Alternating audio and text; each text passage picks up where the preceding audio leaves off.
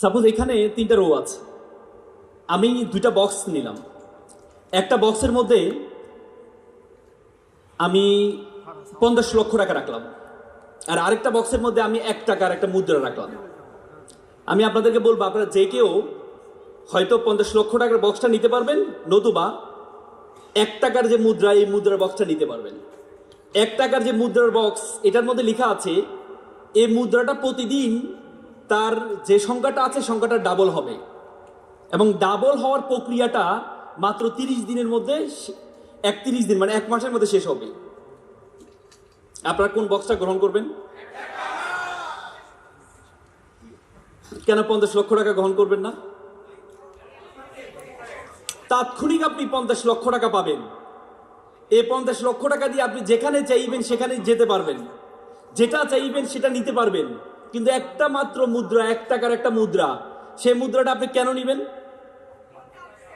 এই জন্যই আপনারা এখানে আসছেন, এই জন্যই আপনারা এখানে আসছেন। কারণ 1 টাকার যে মুদ্রা, এই মুদ্রাটা দ্বিতীয় দিনে 2 টাকা হবে, তৃতীয় দিনে 4 টাকা হবে, চতুর্থ দিনে 8 টাকা হবে, এভাবে 10তম দিনে মাত্র 512 টাকা হবে, এবং 20তম দিনে মাত্র 15,000 টাকা হবে। ইন দ্য মিন টাইম যিনি 50 লক্ষ টাকা পেয়েছেন, উনি টাকাটা পেয়ে তাৎক্ষণিক এত টাকা কি করবে? বিদেশ ঘোরা শুরু করেছে। উনি অলরেডি 10-12টা দেশ ঘুরে এসে দেখলো 20 দিনের মাথায় আমার বন্ধুর টাকার মালিক মাত্র 15,000 টাকা, আর আমি কত টাকার মালিক? আমি 50 লক্ষ টাকার মালিক। পরবর্তীতে দেখা গিয়েছে এই টাকাটা, এই মুদ্রাটা 30তম দিনে সেটা হয়েছে 53 কোটি টাকা, এবং 31তম দিনে সে বক্সের সেই মুদ্রাটার মূল্য হয়েছে কত? 107 কোটি সামথিং।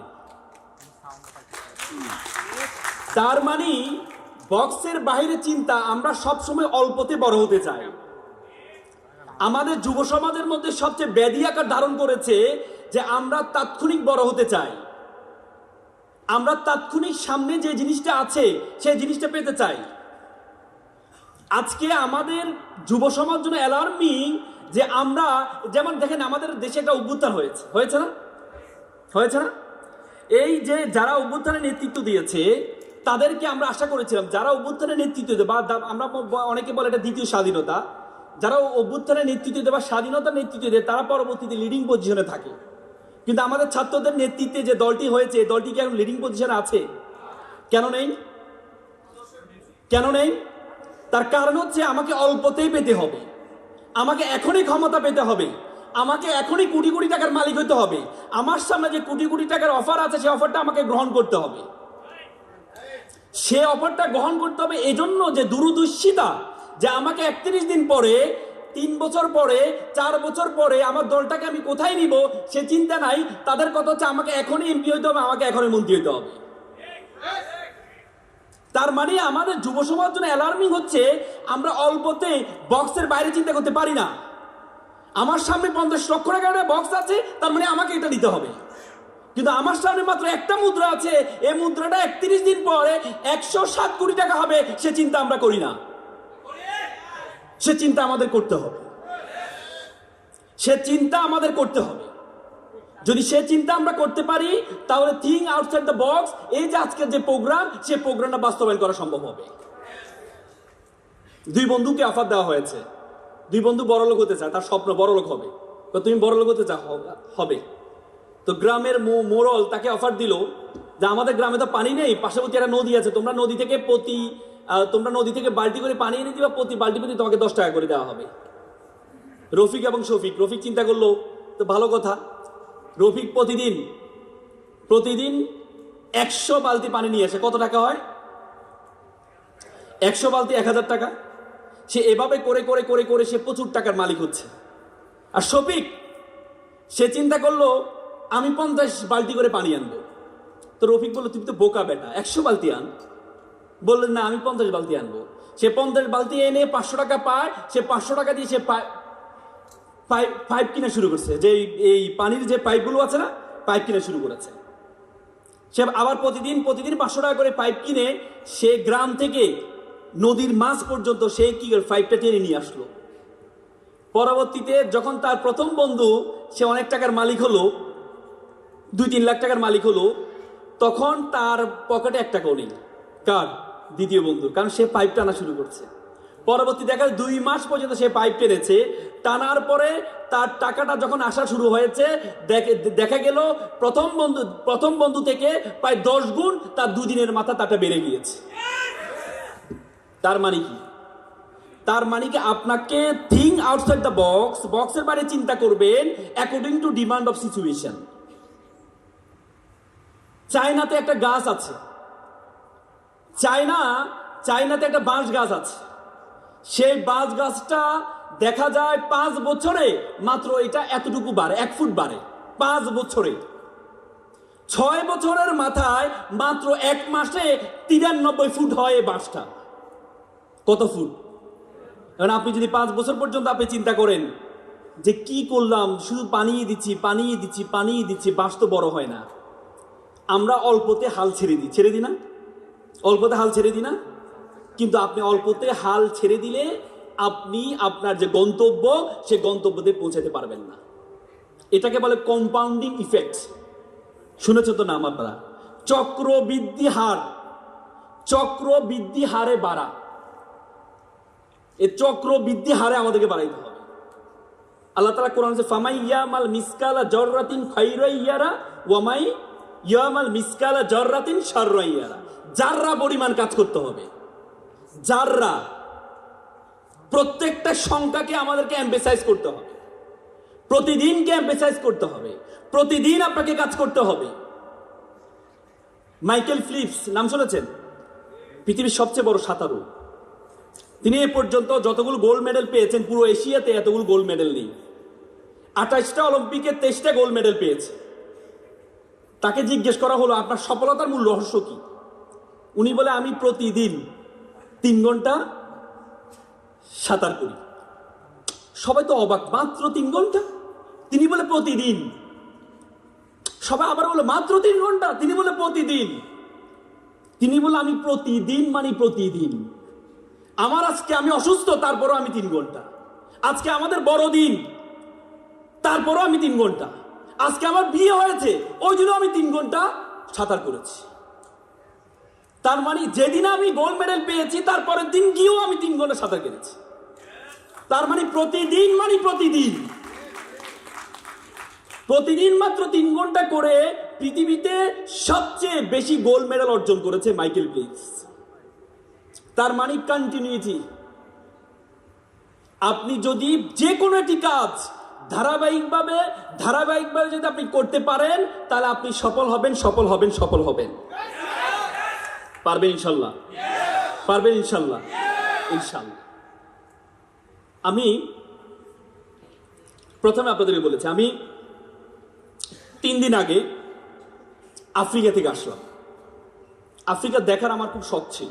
যে আফ্রিকা, আমরা সবসময় উগান্ডার কথা বলি, যে উগান্ডা মানে হচ্ছে মানুষকে তুচ্ছ তাচ্ছিল্য করে আমরা উগান্ডা বলি, ঠিক না? আমার খুব শখ যে আমি আফ্রিকার দেশটা দেখব। কারণ আল্লাহ রাসূল যখন বিপদে পড়েছিল, তখন আল্লাহ রাসূলকে আবিসিনিয়ার যে রাজা ছিলেন, সম্রাট ছিলেন, ওনাকে কি করেছে? সাহাবাদেরকে কি করেছে? আশ্রয় দিয়েছে। সেখানে তাকে রুয়ান্ডা, এটাকে বলে হিডেন প্যারাডাইস অফ আফ্রিকা, পৃথিবীর গুপ্ত জান্নাত বলা হয়। সে আফ্রিকার একটা অঞ্চল আছে, বলকান অঞ্চল, সেখানে একটা আগ্নেয়গিরি দেখতে পেলাম। সে আগ্নেয়গিরি আগুন দেখে আমি অবাক হচ্ছিলাম যে এত আগুনগুলো কোথায় থেকে আসে। তখন আমি এটা চিন্তা করলাম যে মাটি থেকে আগুন, মাটির নিচ থেকে আগুন কিভাবে আসে। আপনারা জানেন অনেকগুলো হাদিসে আসছে, আমরা দেখেন পৃথিবীর আমরা উপরে, অনেক উপরে গিয়েছি না? আমরা গ্রহ উপগ্রহ সব কিছু দেখেছি, হাজার কিলোমিটার গিয়েছি, কিন্তু আমরা পৃথিবীর মাটির নিচে কতটুকু যেতে পেরেছি? পৃথিবীর ব্যাসার্ধ কত বলুন তো? পৃথিবীর ব্যাসার্ধ কত? পৃথিবীর ব্যাসার্ধ হচ্ছে প্রায় 6300 কিলোমিটার। পৃথিবীর মানুষ এখনো পর্যন্ত মাত্র 12 কিলোমিটার পর্যন্ত নিচ পর্যন্ত যেতে পেরেছে। সেটা কে করেছে জানেন?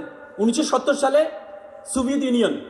তারা চিন্তা করলো তারা পৃথিবীর নিচে যাবে, কারণ তারা জানে পৃথিবীর নিচে হচ্ছে কিনা, আমাদের বরাবর নিচে হচ্ছে কি? আমেরিকা।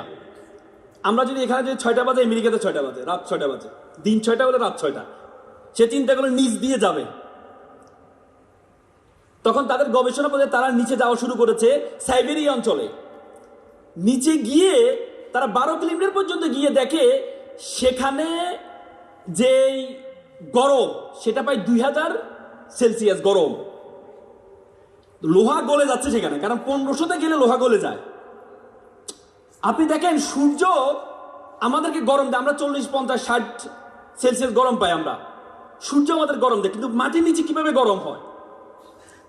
পরবর্তীতে আর যেতে পারে নাই। সেই গবেষণা প্রতিষ্ঠানের প্রধান ছিলেন ডক্টর এসবক। তিনি বলেন, আমি যখন যেতে পারছি না তখন আমি একটা মাইক্রোফোন পাঠিয়েছিলাম সাউন্ড নেওয়ার জন্য, ভিতরে কি সাউন্ড হয়। বিলিভ অর নট, তিনি একজন খ্রিস্টান। তিনি বলেছেন, আমি নিচে গিয়ে একটা সাউন্ড পেয়েছি, সেটা হচ্ছে মানুষের কান্নার আওয়াজ পেয়েছি। তিনি আবার বলেন, তিনি ভাবলেন এটা একটা ইকুইপমেন্ট বা আমি যে ইকুইপমেন্ট পাঠিয়েছি সেটার কোনো আওয়াজ হতে পারে। তিনি আবার পাঠালেন, পরে দেখলেন এটা কোনো 1-2 মানুষের আওয়াজ না, এটা হচ্ছে হাজার হাজার মানুষের কান্নার আওয়াজ। এবং সে আওয়াজগুলো বেশিরভাগ আওয়াজ হচ্ছে মহিলাদের আওয়াজ। তখন তিনি স্টপ করে দিলেন। তিনি বললেন, I am a communist, I don't believe heaven and Bible, but I believe in hell. আমি জাহান্নামকে বিশ্বাস করি। আল্লাহ রাসূল বলেছেন বেশিরভাগ মহিলা জাহান্নামী হবে, বলেছে কিনা? এবং আমরা জান্নাতের ইল্লিন আর সিজ্জিন, ইল্লিন হচ্ছে যেখানে আমরা মৃত্যুবরণ করার পরে আমাদের বডিটাকে, আমাদের রুহটাকে ইল্লিনে নেওয়া হয়।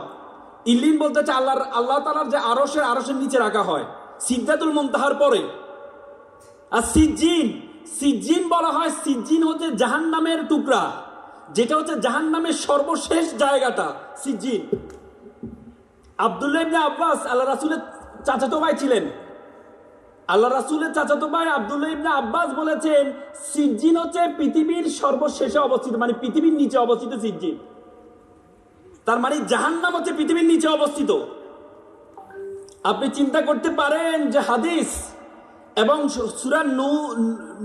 সূরা নূহতে বলা আছে যে আমি ফেরাউনকে আমি সাগরে ডুবিয়েছি, নদীতে আমি পানিতে ডুবিয়েছি, ডুবানোর পরে তাকে আমি জাহান্নামে নিক্ষেপ করেছি। তার মানে নিচে গিয়েছে, নিচে থেকে জাহান্নামে কিভাবে যায়? তার মানে আমাদের পৃথিবীর নিচে যে আগুন আছে সে আগুনের সেলসিয়াস বিজ্ঞানীরা বলেছেন 6000 সেলসিয়াস গরম। তার মানে ডক্টর এসবক যে সাউন্ডটা পেয়েছেন সে সাউন্ডটা কিসের সাউন্ড? জাহান্নামের সাউন্ড। বিশ্বাস করেন, আমি যখন এই থিসিসটা পড়লাম, বিশ্বাস করেন আমি আমার চোখের পানি ধরে রাখতে পারি নাই যে আমরা পৃথিবীর এত জায়গায় গিয়েছি, আমরা উপরে আকাশ আসমান এত জায়গায় গিয়েছি, কিন্তু আমরা পৃথিবীর নিচ পর্যন্ত এখনো যেতে পারি নাই। মাত্র 1%, পৃথিবীর ব্যাসার্ধের মাত্র 1% থেকে কম আমরা নিচে যেতে পারি, তার নিচে যেতে পারি নাই। তার মানে আল্লাহ তাআলা যে আমাদের জন্য জাহান্নাম রেডি করেছেন, আমাদের জন্য জাহান্নাম প্রস্তুত করেছেন, সেটার প্রিপারেশন আমাদেরকে নিতে হবে, সেটার প্রিপারেশন আপনাদেরকে নিতে হবে। এজন্য আপনাদেরকে এখানে বলেছেন আল্লাহ তাআলা আল্লাহ রাসূলকে প্রথম যে উপদেশটা দিয়েছেন সেটা হচ্ছে ইকরা, পড়ো। আপনি যদি জানেন, আপনি যদি পড়েন, এবং হিন্দু ধর্মের যে বেদ, ঋগ্বেদ, যজুর্বেদ, অথর্ববেদ, সমবেদ, পুরাতন সবচেয়ে পুরান সে বেদ শব্দের হচ্ছে যে জ্ঞান। আপনি যত বেশি জ্ঞান অর্জন করতে যাবেন, যত বেশি পড়তে যাবেন, আল্লাহর সৃষ্টি সবকিছু সম্বন্ধে আপনার সবচেয়ে বেশি ধারণা তৈরি হবে। এজন্য আপনারা যারা এখানে আসছেন, আপনারা অনেক বড় কিছু হবেন, তার আগে প্রথমে নিজের সম্বন্ধে জানতে হবে। আপনি কে? Who are you to go? Socrates বলেছেন নো দাই সেলফ, নিজেকে জানো। আল্লাহ কোরআনে বলেছেন ওয়াফি আনফুসিকুম, তুমি তোমাকে জানো। উপমহাদেশের সেরা কবি ফরিদউদ্দিন বলেছেন উনসু মাতলু বেজা হাত দরগাহা হার তুরিগো বাজে গো খুদ নেশা। পৃথিবী যাকে খুঁজে বেড়াচ্ছে তুমি সেই ব্যক্তি, তুমি তোমাকে খুঁজে বের করো। আপনি আপনাকে খুঁজে বের করেন, আপনি কে? আমরা নিজের অল্পতে হতাশ হয়ে যাই, নিজের জীবন রেখে লাভ নেই, এই জীবন রেখে লাভ নেই, আমরা হতাশ হয়ে যাই। কিন্তু আল্লাহ তাআলা আপনাকে অনর্থক সৃষ্টি করেন নাই। আল্লাহ কোন যে ওয়ামা খালাকনাস সামা ওয়ামা বাইনাহুমা বাতিলাম, আমি আসমান এবং জমিনে যা কিছু সৃষ্টি করেছি আমি কোনো কিছু অনর্থক সৃষ্টি করিনি। আপনাকে আমাকে আল্লাহ তাআলা অনর্থক সৃষ্টি করেননি। আপনারা জানেন একটা ইলিশ মাছ 10 থেকে 15 লক্ষ ডিম দিয়ে থাকে। প্রত্যেকটা ডিম ইলিশে পরিণত হয় বলে মানুষের চেয়ে ইলিশের সংখ্যা বেশি। আর বিজ্ঞান বলে আমরা আমাদের বাবার যে শুক্রাণু বলে যে 40 কোটি শুক্রাণু ছিল, আমাদের মায়ের যে ডিম্বাণু সে ডিম্বাণুতে গিয়ে 40 কোটি শুক্রাণু একসাথে কম্পিটিশন অংশগ্রহণ করেছে। অংশগ্রহণ করে একটি মাত্র শুক্রাণু মায়ের ডিম্বাণুতে গিয়ে আমি আপনি জন্মগ্রহণ করেছি, সেটা হচ্ছে আমি আপনি। এরপরে আপনি বলেন আপনি বিজেতা না, এরপরে আপনি বলেন আপনার দ্বারা কিছুই হবে না। In the very beginning stage of your life, you are the winner. আপনি বিজেতা ছিলেন। আপনি 40 কোটির সাথে প্রতিযোগিতা অংশগ্রহণ করে আপনি বিজেতা হয়েছিলেন। এজন্য আল্লাহ বলেছেন কুনতুম খায়রা উম্মাত, you are the best nation, you are the noblest nation. এই বিশ্ব জগতে যা কিছু আছে আমি সবকিছু তোমার জন্য সৃষ্টি করেছি। আল্লাহ বলছে হুয়াল্লাযী খালাকালাকুম মা ফিল আরদি জামিয়া, আমি আসমান আর জমিনে যা কিছু আছে সবকিছু আমি তোমার জন্য সৃষ্টি করেছি। আর তোমাকে আমি সৃষ্টি করেছি ওয়ামা খলাকতুল জিন্না ওয়াল ইনসা ইল্লা লিয়াবুদুন, আর তোমাকে আমি সৃষ্টি করেছি শুধুমাত্র আমার ইবাদত করার জন্য। Each and everything created for you, আর you are created only for worship of Almighty. এরপরে মানে আপনি আপনার দ্বারা কিছুই হবে না। একটা ছেলে ব্যবসায় লস খেয়েছে, জীবন রেখে লাভ নাই, আত্মহত্যা করবে। ব্রিজ থেকে দিল লাভ দেওয়ার পরে মারা যাবে, এই জীবন রেখে লাভ নেই। নিচে দিয়ে একটা নৌকা যাচ্ছিল, নৌকা মাঝি তাকে দেখে বলছে ভাই তুমি তো মারা যাবি, আমি খুব একটা বিপদে আছি, তুই আমার একটা উপকার করে মারা যা। সে বলছে ঠিক আছে, যেহেতু মারাই যাবো, ঠিক আছে তোমার উপকার করে মারা, কি করতে হবে? বলে যে তুই আমাকে আধা ঘন্টা সময় দিবি শুধু। ঠিক আছে। তো একটা রুমের মধ্যে নিয়ে যাওয়া হয়, নিয়ে তাকে পিছনে বসানো হয়, সে সামনে বসে। সে বলে এটা, তো সে বলে 2 কোটি, একটু বলে 4 কোটি, একটু বলে 10 কোটি, একটু বলে 20 কোটি। সে তো অবাক, কি রে ভাই এ হঠাৎ 2 কোটি, 4 কোটি, 10 কোটি, 20 কোটি কেন বলে? আমি ওনাকে বলেছিলাম এর 2টা চোখ বিক্রি করবো, 2 কোটি।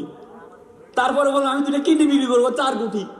তারপরে বললাম পুরো বডিটা বিক্রি করবো, 20 কোটি। সে বলেছে ভাই তুই 10 কোটি নে, আমি 10 কোটি নি, আমার ঋণ টিন আছে, আমার ঋণগুলো শোধ হোক, আর তুই 10 কোটি নে, মৃত্যুর আগে তোর পরিবারকে আমি 10 কোটি দিয়ে আসবো। সে বলেছে আমার এত মূল্য, আমার এত মূল্য? হ্যাঁ তোর তো মূল্য, এর তো বলে তোর এত মূল্য। তো ভাই তাহলে তুই তো আত্মহত্যাই করবি, তাহলে এখন কাজ শুরু করি। না না আমি মরবো না। কেন? না না আমার এত মূল্য আমি তো জানতাম না, আমার যে এত মূল্য এটা তো আমি জানতাম না। তো সুতরাং আমাদের সবচেয়ে বড় সমস্যা হচ্ছে আমরা আমাদের নিজেদের মূল্য সম্বন্ধে জানি না। আমরা আমাদের নিজেদের মূল্য সম্বন্ধে জানি না। আল্লাহ তাআলা আমাকে যে একটা কাজের জন্য সৃষ্টি করেছে সেই কাজ পর্যন্ত যেতে পারি নাই বলে আমরা বলি আল্লাহ তাআলা আমাকে অনর্থক সৃষ্টি করেছেন। কিন্তু আল্লাহ তাআলা আপনাকে আমাকে অনর্থক সৃষ্টি করেন নাই। প্রত্যেকটা ফুল ফুটার আলাদা একটা সময় আছে, আপনার সফলতার আলাদা একটা সময় আছে। মাইকেল স্যান্ডার্স নাম শুনেছেন? কেএফসির প্রতিষ্ঠাতা। 70 বছর পর্যন্ত ব্যর্থ হয়েছেন। 80 বছরে গিয়ে কেএফসি প্রতিষ্ঠা করে এখন পৃথিবীর প্রায় 200টা এয়ারপোর্টে তার কি আছে, ফ্র্যাঞ্চাইজি আছে। কত বছর বয়সে? 80 বছর বয়সে। বারাক ওবামা 45 বছর বয়সে প্রেসিডেন্ট হয়েছেন। 80 বছর বয়সে প্রেসিডেন্ট হয়েছেন ট্রাম্প যদি চিন্তা করতো বাচ্চা পোলা 50 বছর বয়সে কি হয়েছে, প্রেসিডেন্ট হয়েছে, আর আমার জীবন রাখি লাভ নাই। কিন্তু আল্লাহ তাআলা প্রত্যেকের জন্য আলাদা একটা সময় রেখেছে, আপনার জন্য আলাদা একটা সময় রেখেছে। সে সময় পর্যন্ত আপনি যেতে পারেন নাই বলেই আপনি মনে করেন আল্লাহ তাআলা আপনাকে অনর্থক সৃষ্টি করেছেন। সফলতার জন্য আমি কয়েকটা পয়েন্ট বলে কথা শেষ করব। আমাদের একটা প্রতিষ্ঠান আছে, professional public speakers forum, PPSF। এটার সেক্রেটারি হচ্ছে আমাদের শান্ত ভাই, সভাপতি হেমি ভাই হচ্ছে একটু পরে আসবেন। PPSF এর যে বর্ণগুলো আছে আমি এক একটা গুণের কথা বলবো আপনাদেরকে। P for passionate. Harvard university একটা গবেষণা করেছে, 1500 জন নিয়ে একটা গবেষণা করেছে। 1500 জনকে জিজ্ঞেস করেছে তুমি কি টাকার জন্য চাকরি করো নাকি ভালো লাগে এই জন্য চাকরি করো? 1500-র মধ্যে 1300 জন বলেছে আমি চাকরি করি টাকার জন্য, আর 200 জন বলেছে আমার ভালো লাগে এই জন্য আমি চাকরি করি। পরবর্তী 20 বছর পর তারা সফলতার পার্থক্য দেখেছে। যে ব্যক্তি বলেছে যে আমি কিসের জন্য চাকরি করি, ভালো লাগার জন্য চাকরি করি, তারা এক একটা কোম্পানির এমডি সিইও হয়েছে। আর যারা বলেছে টাকার জন্য চাকরি করি, তাদের অবস্থা কি হয়েছে? তারা হচ্ছে যে অবস্থায় আছে এই অবস্থায় পড়ে আছে। তার মানে যে কাজটা প্যাশনেট, আপনার ভালো লাগে সে কাজটা আপনি করবেন, যে কাজটা আপনার করতে ভালো লাগে সেই কাজটা করবেন। আপনার যদি আপনার কাজটা করতে ভালো না লাগে তাহলে আপনি কখনো সফল হবেন না। কি এনিথিং রং এখানে? এক্সাইটেড হয়ে গেছে না? যে কাজটা আপনার করতে ভালো লাগে, মনে রাখবেন আল্লাহ তাআলা প্রত্যেককে কিছু উইকনেস দিয়েছে, আবার কিছু ইউনিকনেস দিয়েছে। উইকনেস এবং ইউনিকনেস প্রত্যেককে। আপনার মিস্টার বিনের নাম শুনেছেন না? মিস্টার বিন, সে মুখে জড়তা ছিল, হার্ভার্ড ইউনিভার্সিটির ছাত্র ছিল, তার খুব স্বপ্ন সে থিয়েটার করবে। পরে তাকে থিয়েটারে ভর্তি করানো হয়। থিয়েটারে ভর্তি করানোর পরে তাকে ডায়লগ দিতে বলে, সে ডায়লগ দিতে পারে না। বলে তোমাকে ডায়লগ দিতে বললাম, তুমি কি থিয়েটার করবে? পরে তাকে থিয়েটার থেকে বের করে দেয়। মিস্টার বিন চিন্তা করলো, আমাকে থিয়েটার ডায়লগ না দেওয়ার জন্য আমাকে বের করে দেওয়া হয়েছে, আমি এমন একটা নাটিকা আবিষ্কার করব যে নাটিকাতে কোনো ডায়লগ দিতে হবে না। মাত্র 3 বছরের মাথায় সে এমন ভাবে মুখ অভিনয় করে সারা বিশ্বে নন্দিত হয়ে পরবর্তীতে হার্ভার্ড ইউনিভার্সিটি তাকে নিয়ে পুরস্কৃত করেছে। তার মানে আপনাকে বুঝতে হবে আপনার যে উইকনেসটা আছে, এই উইকনেসটা আল্লাহ তাআলা প্রত্যেককে দিয়েছে। আল্লাহ তাআলা বলেছেন লাকাদ খালাকনাল ইনসানা ফিল কাবাদ, আমি মানুষকে কি রেখেছি? দুঃখ কষ্ট থেকে সৃষ্টি করেছি। আমরা যে দুনিয়াতে আসি কিসের জন্য আসছি বলুন তো? উপহার স্বরূপ। দুনিয়াতে কেন আসি জানেন? আর আমাদের প্রথম পিতা অপরাধ করছেন, ভুল করেছেন, একটা ভুলের কারণে শাস্তি স্বরূপ দুনিয়াতে পাঠানো হয়েছে। তার মানে আপনি আসছেন শাস্তি স্বরূপ দুনিয়াতে, এরপরে আপনি মনে করেন যে আপনার মধ্যে কোনো দুঃখ কষ্ট থাকবে না, আপনার মধ্যে সব আনন্দ থাকবে। আপনার মধ্যে দুঃখ কষ্ট, কাউকে আল্লাহ সুন্দর বানিয়েছেন, কিন্তু তাকে এমন একটা গুণ দিয়েছেন। একবার একটা ছেলে প্লে বয়, সে চিন্তা করলো সবসময় তার পিছনে সুন্দরী মেয়েরা ঘুরে। যেহেতু সুন্দরী মেয়েরা ঘুরে, এখন বয়স পার হয়ে যাচ্ছে, বিয়ে শাদী করতে হবে। প্রেম করছে ভালো কথা, কিন্তু বিয়ে শাদী করতে হবে। তো পড়াশোনা করে না, টাকা পয়সা করে না, তো বন্ধুকে বলে বন্ধু পড়াশোনা করি নাই, টাকা পয়সা নাই, বিয়ে করলে তো টাকা পয়সা লাগবে। এক বন্ধু একটা কুবুদ্ধি ছিল, সে বলে বন্ধু এক কাজ করে, একটা শিক্ষিত মেয়ে, চাকরিজীবী মেয়েকে বিয়ে কর, তাহলে তো টাকা পয়সা লাগবে না। সে একটা ভালো কথা। তো সে পরে চিন্তা করে খুঁজলো, পরে একটা মেয়ে পেলো। তো বন্ধুদেরকে বলো বন্ধু চলো একটা মেয়ে দেখতে যাবো। মেয়ে তো কেমন মেয়ে? চল। বন্ধুরা তো ভাবছে সবসময় তার ভিতরে সুন্দরী মেয়েরা ঘুরে, এমন এক সুন্দরী মেয়েকে পেয়েছে, বিশ্ব সুন্দরী দেখার দরকার, সবাই খুব এক্সাইটেড। গিয়ে দেখেছে মেয়েটা কালো। বন্ধু মেয়ে তো কালো। যা বেটা, নদীর জল গোলা ভালো, জাতের মেয়ে কালো ভালো। একটু পরে বন্ধু মেয়ে তো টেরা। যা বেটা, এটা লক্ষ্মী টেরা। মানে তার যতগুলো উইকনেস আছে, প্রত্যেকটা উইকনেস ইউনিকনেসে পরিণত হয়েছে। কেন? তার যোগ্যতার কারণে। তো সুতরাং আপনি যদি যোগ্য হন, আমরা সবসময় সিংহাসন চাই। আপনি সিংহ হন, যেখানে বসবেন সেটাই সিংহাসন হয়ে যাবে। মনে রাখবেন, পুরুষ মানুষ মুখের মধ্যে মেকআপ লাগালে পুরুষ মানুষের পুরুষত্ব হয় না। পুরুষ মানুষের সবচেয়ে বড় সৌন্দর্য হচ্ছে টাকা। আপনার লাগবে। বলা হইতো যে আগে, মানে আমাদের আলেম সমাজরা বলতো যে টাকা করো না, তো দুনিয়া করো না বলতো। অত আল্লাহ রাসূল কি বলছে? আল্লাহ রাসূল বলেছেন কাযাল ফাকরু ইয়াকুনাল কুফরান। আল্লাহ রাসূল বলেছেন দারিদ্রতা মানুষকে কাফেরের দিকে ধাবিত করে। আর আমরা বলি টাকা করো না। আলী রাদিয়াল্লাহু বলেছে দরিদ্রতা যদি কোনো ব্যক্তির নাম হইতো তাহলে আমি তারে খুন করতাম, কারণ তার কারণে মানুষ কষ্ট পায়। এই জন্য টাকা লাগবে। আজকে একসময় আরবরা আমাদের যে সাতগাঁও চট্টগ্রামে আসতো, সিন্দাবাদ দেখেছি না আমরা, ব্যবসার জন্য আসতো, এসে ইসলামের দাওয়াত দিত। আগে আমরা পৃথিবীর বড় বড় পণ্যগুলো আমরা তৈরি করতাম, আর এখন আমরা কনজিউমার জাতিতে পরিণত হয়েছি। এখন ওরা তৈরি করে, ইহুদিরা তৈরি করে, আর আমরা ব্যবহার করি, আবার করি বয়কট। পেপসি খাবো না, বয়কট, এই বয়কট দিয়ে তাদের কিচ্ছু হবে না। আপনাকে পেপসি তৈরি করতে হবে। আফগানিস্তান তৈরি করে দেখিয়েছে। আপনি শুধুমাত্র বয়কট দিয়ে কাজ হবে না, এই দুনিয়া এখন বয়কটের যোগ না। আপনাকে টাকা, তবে সৎ উপায়ে, টাকার পিছনে যেতে গিয়ে এমন উপায়ে, আলেকজান্ডার গ্রেটের নাম শুনেছেন না? আলেকজান্ডার গ্রেট পুরো পৃথিবী জয় করেছে টাকা, স্বর্ণ মুদ্রার জন্য। ভারতীয় উপমহাদেশ পর্যন্ত আসছিল স্বর্ণ মুদ্রা অর্জন করে। যাওয়ার পথে উনি মৃত্যুতে ঢলে পড়েন। যাওয়ার আগে তার সহকারীকে বলেছেন যে আমি মৃত্যুর পর তোমরা 3টা কাজ করবা। কয়টা কাজ? 3টা কাজ। প্রথম কাজ হচ্ছে আমি যে সম্পদ উপার্জন করেছি এই সম্পদগুলো মাটিতে বিছিয়ে দিবা। আবার আমার যে খাটিয়ার মধ্যে আমাকে শোয়াইবে আমার 2টা হাত মিলিয়ে দিবা। আর আমার খাটিয়াটা বহন করাবে আমার যারা চিকিৎসক ছিল, প্রাইভেট চিকিৎসক ছিল, তারা আমার খাটিয়া গ্রহণ করবে। বলছে ওস্তাদ আপনি এই পরামর্শ কেন দিলেন?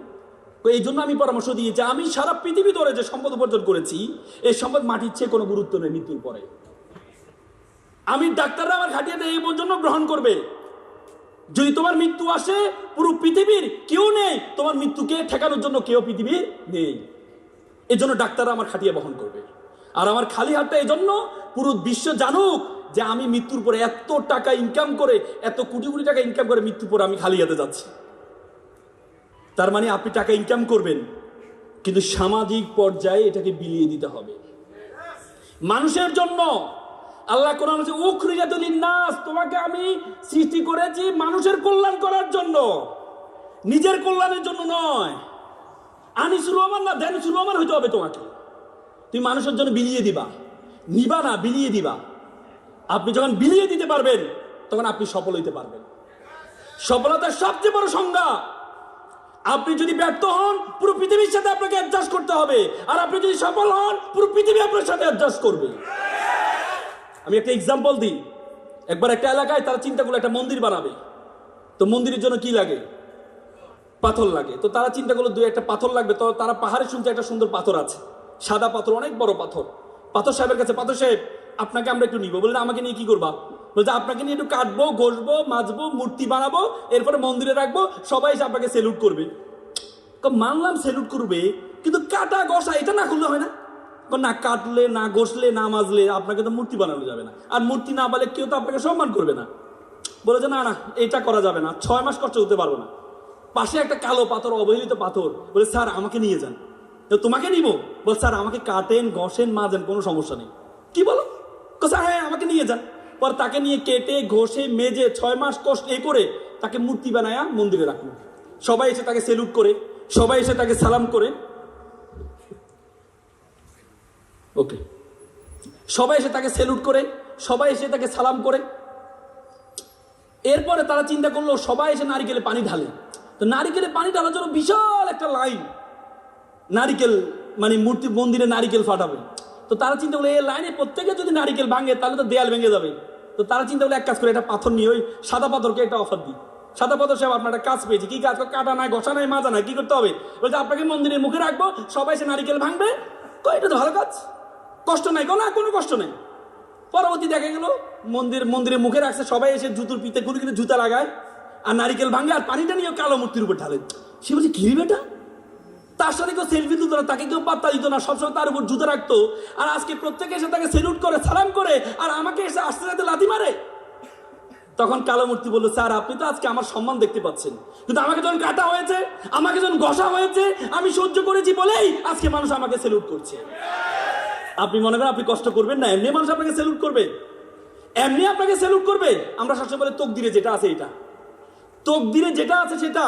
আমরা একটা হাদিসের তকদির কখনো পরিবর্তন হয় না, কিন্তু পরবর্তী একটা ইল্লা বিদোয়া, দোয়া এবং দাওয়া করলে তোমার তকদির পরিবর্তন হয়। আল্লাহ তাআলা বলেছে ওয়াল্লাইসাল ইনসানু ইল্লা মা আসা, মানুষ যতটুকু চাইবে সে ততটুকু পাবে।